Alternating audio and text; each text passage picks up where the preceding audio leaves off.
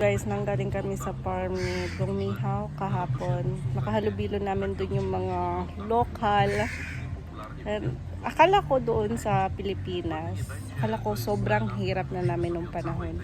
Pero na nandito ako, na nakita ko sila, parang di ko masasabi, siguro parang same lang, pero ngayon kasi medyo okay na yung buhay namin. Hindi okay, literally okay, pero at least kahit pa paano, hindi na kagaya dati. Yung buhay ng mga pinuntahan namin kahapon, parang same.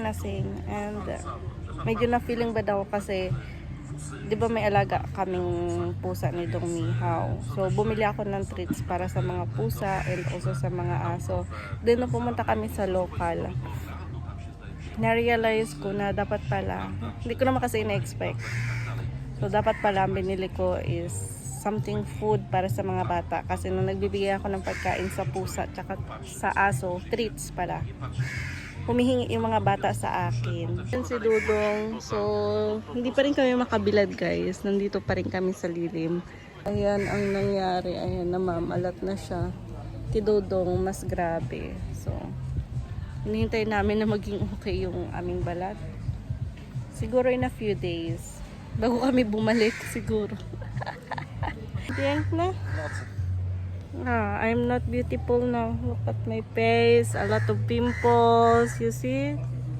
Siya laging taga-kuha ko ng iinumin. Thank you, my love. Thank you.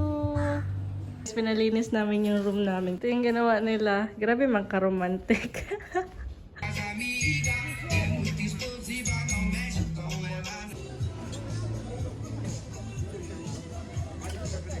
Guys, nandito muna kami sa pool. Si Dong Mihaw nakaligo na. Kaso ako hindi makaligo kasi may menstruation. And update sa kanyang skin, ayan na.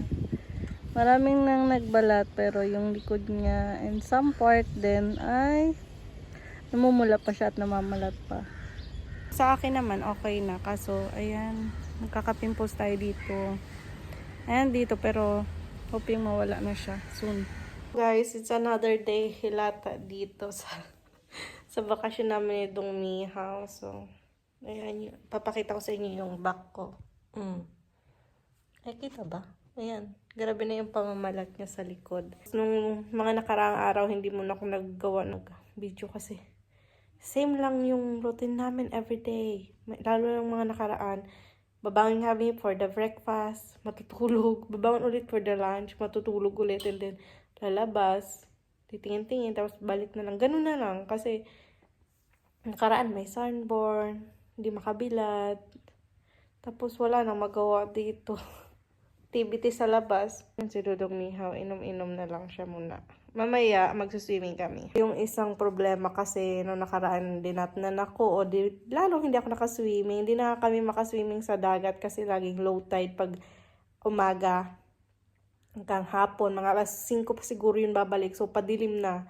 Are you enjoying your vacation? Yeah. Finally, makakaligo na tayo sa pool. Ayaw ni Michael doon sa dagat. Okay na sana ngayon sa dagat. Makaka-swimming na tayo, guys. Kahit sa swimming pool. What? Makaka-swimming na tayo, guys. Finally, after a few days. Kasi nga, nagkaroon tayo ng red time. Kaya lalong, pagkatapos ng sunburn, nagkarigla, o diba? Sinunod-sunod, kaya hindi talaga nakaswimming. Dito kami sa swimming pool na to, walang naliligo kasi yung mga tao pag gantong oras nandoon na sa dagat. And also meron doong swimming pool, so mas maraming tao doon, mas crowded. 2,000 years later. Guys, nandito ulit kami sa spot namin ni Dong Mihaw. Kami na naman lang ulit ang nandito. Di bale, ang oras dito ay alas 12. So, natulog muna kami after namin mag-breakfast and then langoy-langoy. Diba? Tulog, me! Siguro mga mahigit isang buwan namin dito. Grabe na siguro ang tinaba namin ni Dong Mihaw. Kasi pakakain, tutulog. So, naboboring na talaga kami ni Dong Mihaw ng very life. Yung mga tao nandoon sa kabila. Tapos papakita ko sa inyo yung aking sunburn. Ayun na siya, guys. Oh. Kalahati. Iba ang kulay dito, iba dito. Yung sa mukha, okay na. Moments later. Guys, oh, Walking lang kami ni Dong Mihaw. Ayan. Yan si Dong Mihaw. Hi, Dong! Wala masyadong tao or tourist dito. Kaya hindi siya crowded, guys. Maganda mag-walking. Mga naglalaro doon. Dito walang nakaupo. Ay, may date dito mamaya. And doon kami. May horse din naman doon. Guys, ngayon daw yung storm dadating.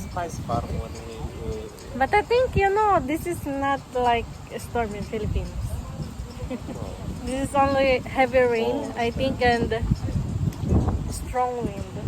Ayan, nagkikidlat-kidlat na siya. I think it's better to go now, Sam, because it's cold and the wind is strong now.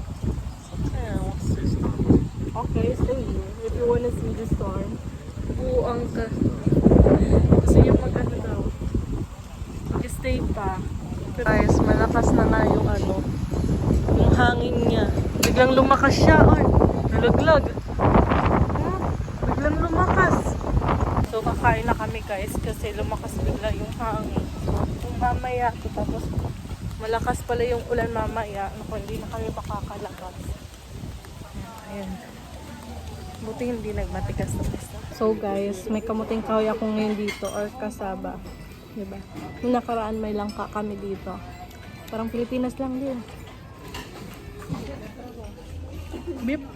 Ito hindi ko alam. Chicken yata. Yan. Tapos yan, pakuan. Papaya. Sa Poland, di ako nakakain yan. Pidodo, ang dami. Meron pa siyang ganito. Tapos ayun pa. Nagkutom yan. Kakain lang kami, guys. Bye-bye muna. Bye! So guys, umuulan yung araw at kakain kami. At ito na nga yung araw na uuwi na kami ni Dong Mihaw. Guys, maglayas na kami ni Dodong. Si Dodong ayun Iwan na namin to. Yung mga presents namin yung nakaraan. Huh? It's not here to... You open the door. Okay, have here. Sorry. Nabuang na uwi. But you have key to the car, to the home, you have key. Yeah, I have. Okay. Let's go na, guys. Bye-bye na. Sansay. And then, guys, ayan, madami ngayon dito uuwi. Sunday. Siguro maraming dumating nung nakaraang week. Tapos, waiting pa rin kami ng aming sasakyan.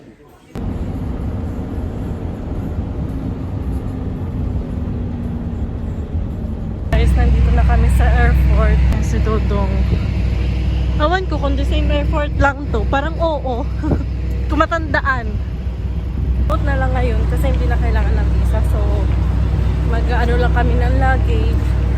And then, doon na sa immigration. Guys, waiting na lang kami ng aming flight ni Dodong in 30 minutes. Yung mukha na. Yung mukha ko parang pawis na pawis ni Dodong. Guys, magpe-prepared na kami kasi boarding na namin. Si Dong Mihaw tulog na. Minom kasi ng beer kaya ganyan na itsura niya. Guys, nandito na kami sa airplane at yung jacket ko, nailagay ko doon sa luggage namin. Ito yung gamit ko kay Dong Mihaw. So, ayan, window seat si Dodong. Swerte siya. Ako malas last time. Are you happy? You are in the window? But gabi naman, so useless.